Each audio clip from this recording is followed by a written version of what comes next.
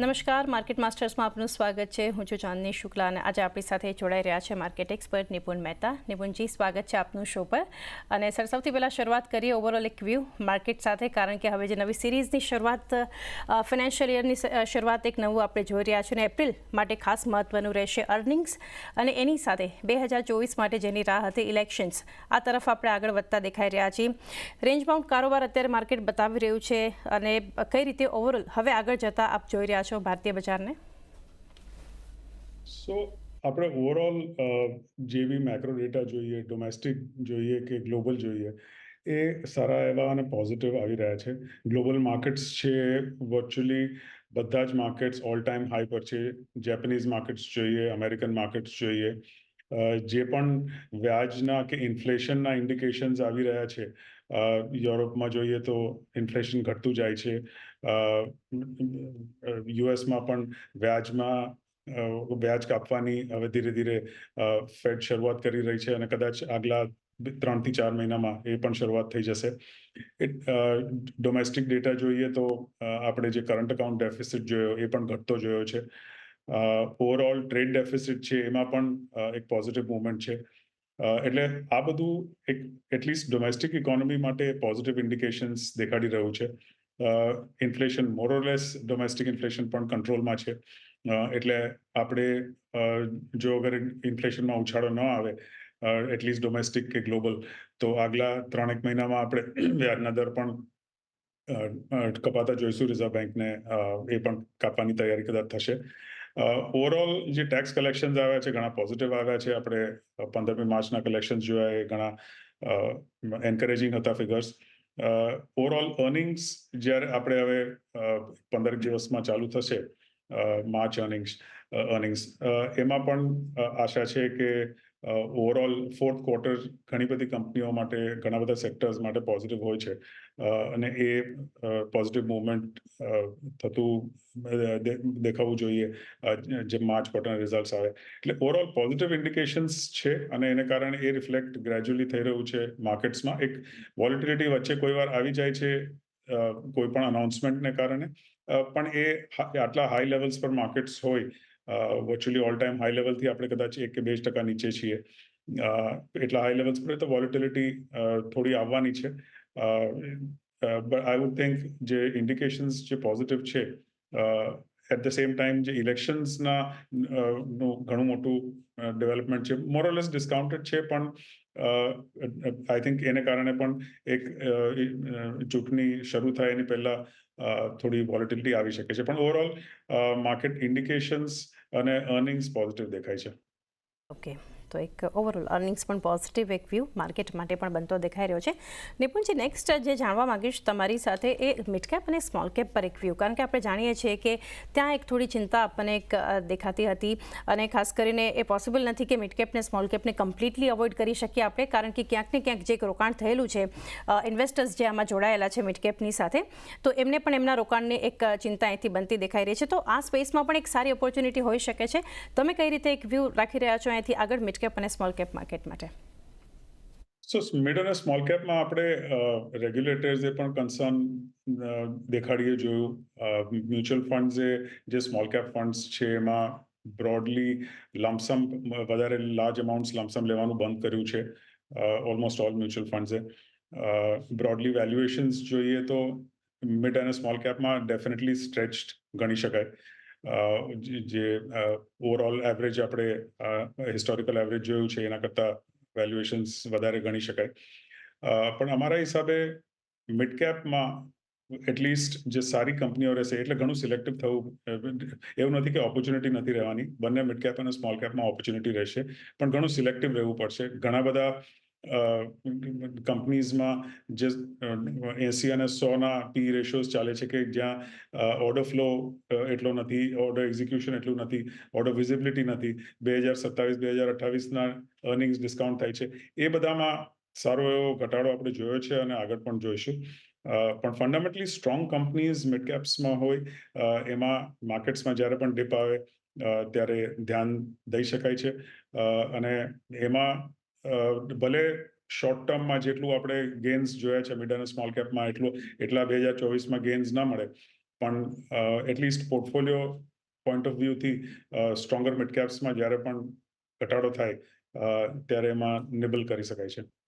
Okay, તો એક સારા Stokes જે છે ક્વોલિટી સ્ટોક્સ પર તમે ખાસ મિડ અને સ્મોલ સેગમેન્ટમાં પસંદગી કરી શકો છો.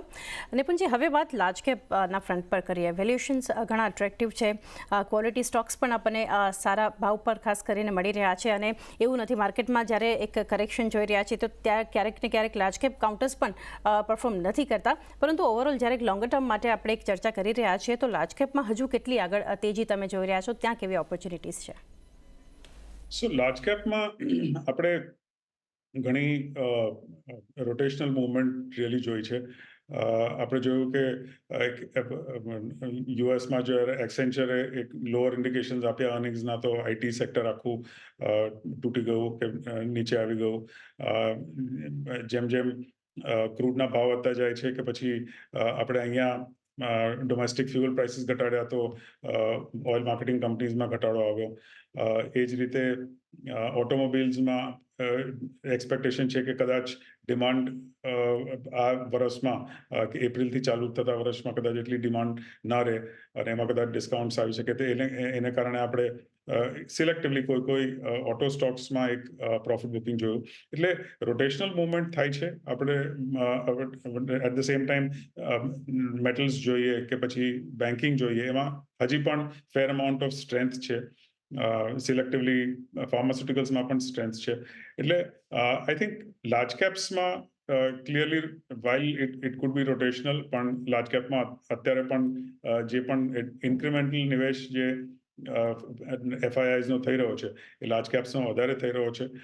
અને અમારું માનવું એમ છે કે જ્યારે સ્મોલ કેપમાં આટલું સારું રિટર્ન મળ્યું છે તો એમાં પણ એક થોડું પ્રોફિટ બુકિંગ આવી અને એ ફંડ્સ લાર્જ કેપ તરફ જઈ શકે છે એવી પણ શક્યતા બની શકે છે. એટલે બ્રોડલી લાર્જ કેપમાં એમ સમજી શકાય કે ઇન્ટરેસ્ટ હજી ઘણા સેક્ટર્સ છે જે અંડર પરફોર્મ પણ કરી રહ્યા છે. કન્ઝમ્પશનના છે કે એફએમસીજી છે, એમાં અંડર પરફોર્મન્સ થોડું થઈ રહ્યું છે એબ્સન્સ ઓફ રૂરલ ડિમાન્ડને કારણે. પણ ગ્રેજ્યુઅલી ચૂંટણીનું વર્ષ હોય, સ્પેન્ડિંગ થાય ગવર્મેન્ટનું, એને કારણે જો રૂરલ સ્પેન્ડિંગ વધી શકે, ચોમાસું પણ સારું થવાની આશા છે, શક્યતા છે, તો એને કારણે એફએમસીજી સ્ટોક્સ પણ ગ્રેજ્યુઅલી એક ડિફેન્સિવ જે સ્ટોક ગણાય છે એમાં પણ મૂવમેન્ટ થઈ શકે છે. એટલે બ્રોડલી આઈ થિંક લાર્જ કેપ્સમાં ઇન્ટરેસ્ટ રહેશે, સિલેક્ટિવ સેક્ટર્સમાં ઇન્ટરેસ્ટ રહેશે અને ઓપોર્ચ્યુનિટી પણ રહેશે. ઓકે, તો લાર્જ કેપમાં એક સિલેક્ટિવ એક અપ્રોચ પણ રાખવો જોઈએ, સારી ઓપોર્ચ્યુનિટીઝ પણ છે. હવે વાત કરીએ નિપુણજી, private banks versus PSU banks. તમને લાગી રહ્યું છે કે પીએસયુ બેંકમાં જે એક રેલી છે હજુ પણ બાકી છે કે પછી ને અહીંયા હવે અટકશે? કારણ કે જે રીતે ગત વર્ષે પણ આપણે જોયું હતું કે private banks compare to PSU banking counters જે પરફોર્મન્સ નહોતું જોવા મળ્યું, આ વર્ષે એક આશા હતી અને હવે જ્યારે નવા એક ફાઇનાન્શિયલ યર તરફ આપણે એન્ટર થવા જઈ રહ્યા છીએ, ઇલેક્શન તો એક મહત્વનું છે જ, પરંતુ ઓવરઓલ જ્યારે માર્કેટનું એક ફોકસ બનતું દેખાઈ રહ્યું છે, મહત્વના પાર્ટિસિપન્ટ્સ જ્યારે પીએસયુની સાથે સાથે પ્રાઇવેટ બેંક્સમાં પણ આપણે કન્ટ્રીબ્યુટર્સ જે છે એ જોતા હોઈએ છીએ, આ સ્પેસ તમે કઈ રીતે જોઈ રહ્યા છો private versus PSU banking counters માટે? સો ઘણા વર્ષો પહેલા ડિસ્ટિંક્શન એ રહેતું કે કોર્પોરેટ લેન્ડર્સ, કોર્પોરેટ સેક્ટરમાં કોણ વધારે લેન્ડિંગ કરે છે કે રિટેલમાં કોણ વધારે લેન્ડિંગ કરે છે. અત્યારે પાછલા થોડા વર્ષોમાં આપણે કોર્પોરેટ ક્રેડિટ એટલું વધતું જોયું નથી, પણ એની કમ્પેરિઝનમાં રિટેલ લેન્ડિંગ જે છે એ બેંક્સનું ઘણું વધ્યું છે. પ્રાઇવેટ સેક્ટર બેંક્સમાં પહેલા જ હતું, પબ્લિક સેક્ટર બેંક્સમાં હવે રિટેલ લેન્ડિંગ સારું એવું એમાં ગ્રોથ આવ્યો છે. એટલે કોમ્પિટિટિવ ઇન્ટેન્સિટી ઓવરઓલ રિટેલ લેન્ડિંગમાં સારી એવી થઈ છે.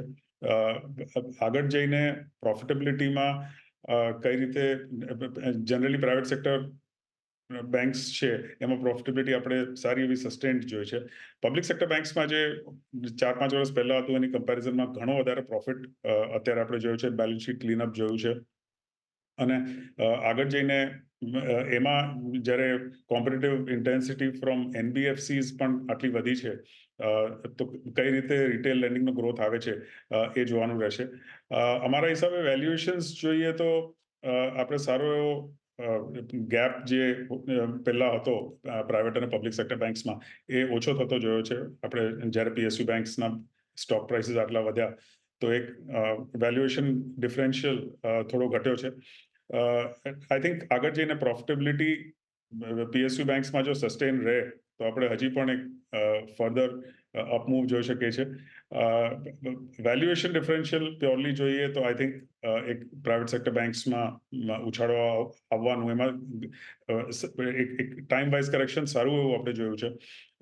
એટલે between the two we would think upward movement private sector બેંક્સમાં વધારે આવી શકે છે, એમાં શક્યતા વધારે છે.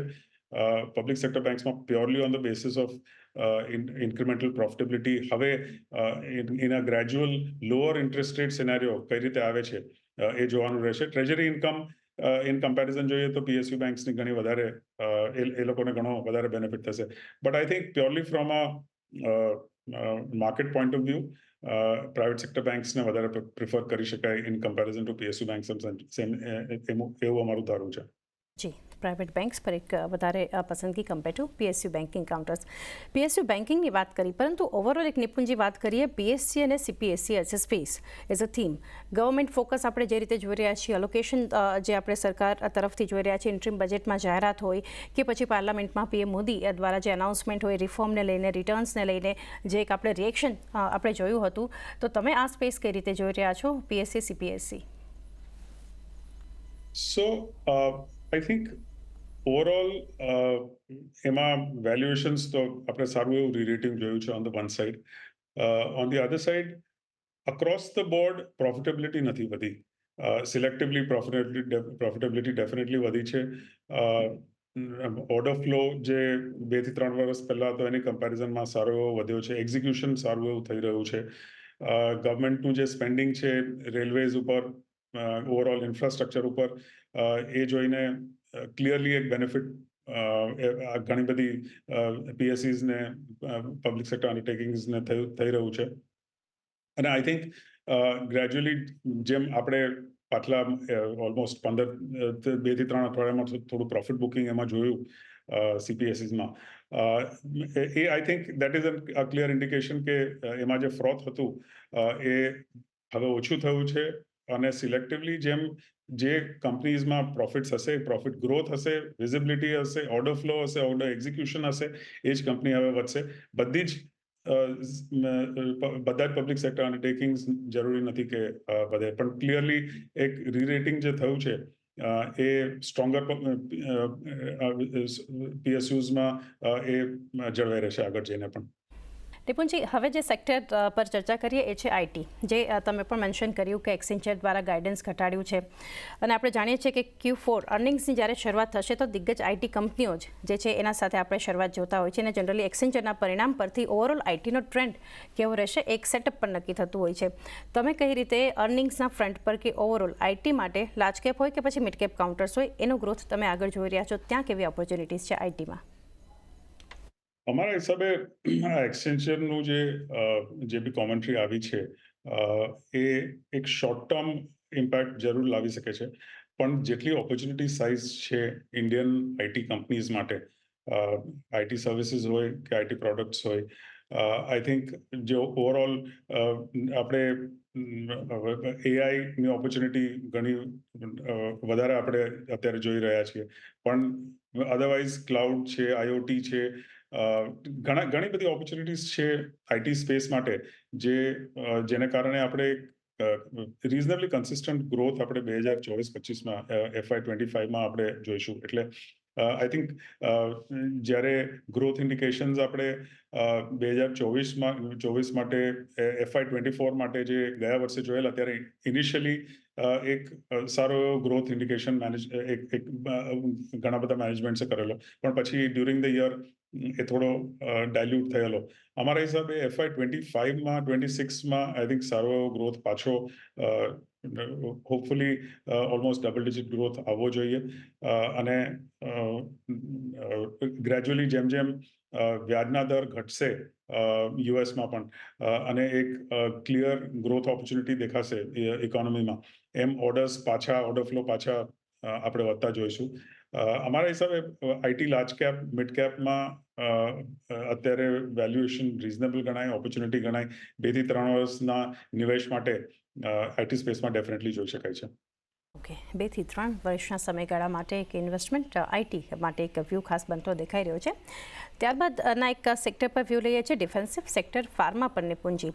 કારણ કે ફાર્મા હેલ્થકેર અગર તમે જુઓ તો પહેલાં એવું હતું કે સિલેક્ટેડ કંપનીઝ જે છે ત્યાં આપણને ગ્રોથ દેખાતો હતો. હવે એવું નથી ને એક વાઇડ સ્પ્રેડ ગ્રોથ આપણે ઓવરઓલ સેક્ટરમાં જોતા હોઈએ છીએ. ત્યાં તમને લાગી રહ્યું છે કે એક રીરેટિંગની એક શક્યતા છે આ વોલેટાઇલ માર્કેટમાં પણ, કારણ કે અમુક સ્ટોક્સ જે છે અગર સિલેક્ટિવ અપ્રોચ રાખીએ છીએ તો ત્યાં પણ એક સારું પરફોર્મન્સ આપણને દેખાતું હોય છે. તો pharma healthcare API as a space તમે કઈ રીતે જોઈ રહ્યા છો આગળ? Can on the one side A defensive sector ગણાય છે, પણ આપણે પાછલા 2 થી 3 વર્ષમાં જોઈએ તો એમાં સારું એવું ટર્ન અરાઉન્ડ આવેલું છે. પર્ટિક્યુલરલી જે કંપની યુએસ એક્સપોર્ટ્સ કરતી હતી એમાં એક્સપોર્ટ્સમાં ઘણો ફરક આવ્યો છે. જે યુએસ એફડીએનું પ્રેશર હતું એ ઓછું થયું છે. નોર્થ અમેરિકામાં એક્સપોર્ટ્સ જનરલી જોઈએ તો ઘણા સુધર્યા છે ઓવરઓલ પાછલા 2 થી 3 વર્ષમાં ડેટા જોઈએ તો. અને whether it is pharmaceuticals or healthcare, I think again જે ઓપોર્ચ્યુનિટી સાઇઝ છે એ એક તરફ, અને બીજી તરફ even from the domestic markets I think broadly હેલ્થકેરમાં આપણે જેટલો ગ્રોથ પાછલા 2 થી 3 વર્ષમાં જોયો છે કે એનાથી વધારે 4-5 વર્ષમાં જોયો છે. અને આગળ જઈને જેની ક્લિયર એની વિઝિબિલિટી છે, જેમ જેમ હેલ્થકેરમાં સ્પેન્ડિંગ વધતું જાય છે, હેલ્થકેરનું ઓવરઓલ ઇન્ફ્રાસ્ટ્રક્ચર વધતું જાય છે, I think clearly opportunity size છે. સો બોથ ફાર્માસ્યુટિકલ્સ, હેલ્થકેર, ઓવરઓલ જે સ્પેસ ગણાય એમાં બોથ ડોમેસ્ટિક અને ગ્લોબલ માર્કેટ્સમાં સારો સ્કોપ દેખાય છે, સારું ગ્રોથ ઓપોર્ચ્યુનિટી દેખાય છે. લાર્જ કેપ્સમાં એક જે એક્સપોર્ટ માર્કેટ પર ડિપેન્ડન્ટ હોય છે એમાં થોડી અનસર્ટનિટી વચ્ચે આવી જતી હોય છે.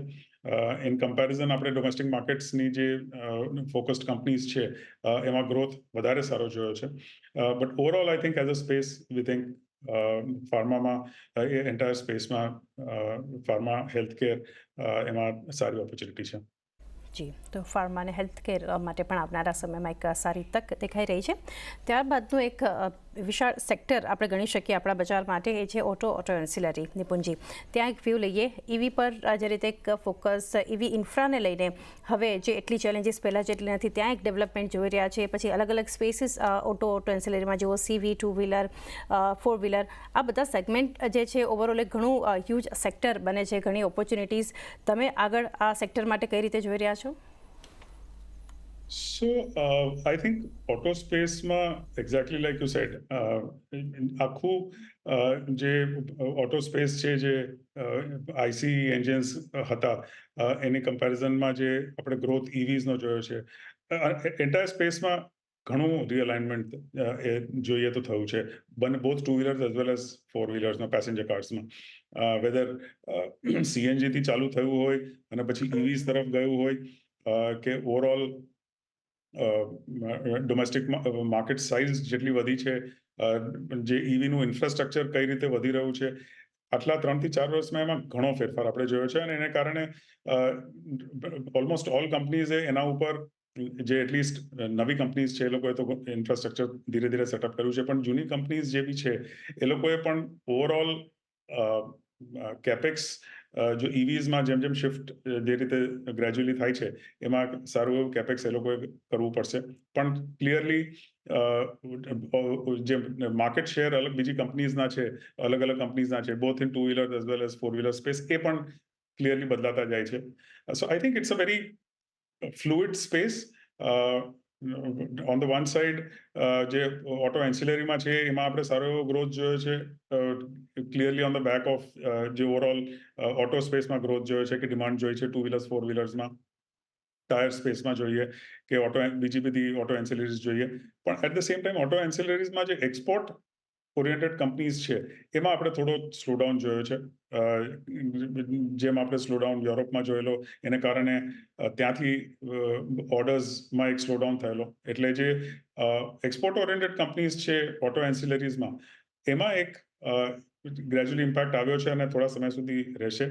I think passenger car vehicles કે ટુ વ્હીલર્સમાં 2000 FY25માં કઈ રીતે ડિમાન્ડ પેન આઉટ થાય છે એ જોવાનું જરૂરી છે. અત્યારે ઓલમોસ્ટ પાછલા 2 થી 3 ક્વાર્ટરમાં આપણે પીક ડિમાન્ડ જોયેલી છે ટુ વ્હીલર્સમાં અને ફોર વ્હીલર્સમાં. આઈ થિંક એમાં થોડું એક માર્જિન પ્રેશર આવી શકે છે જો કંપનીઝને ડિસ્કાઉન્ટ આપવું પડે અને જો પ્રાઇસ ઇન્ક્રીઝ ન કરે અને ઓન ધ કોન્ટ્રરી ડિસ્કાઉન્ટ આપવું પડે તો બંને ટુ વ્હીલર અને ફોર વ્હીલરમાં એક ઓવરઓલ પ્રાઇસિંગ પ્રેશરને કારણે માર્જિન પ્રેશર આવી શકે છે. But we would be neutral on auto and auto ancillary space going ahead.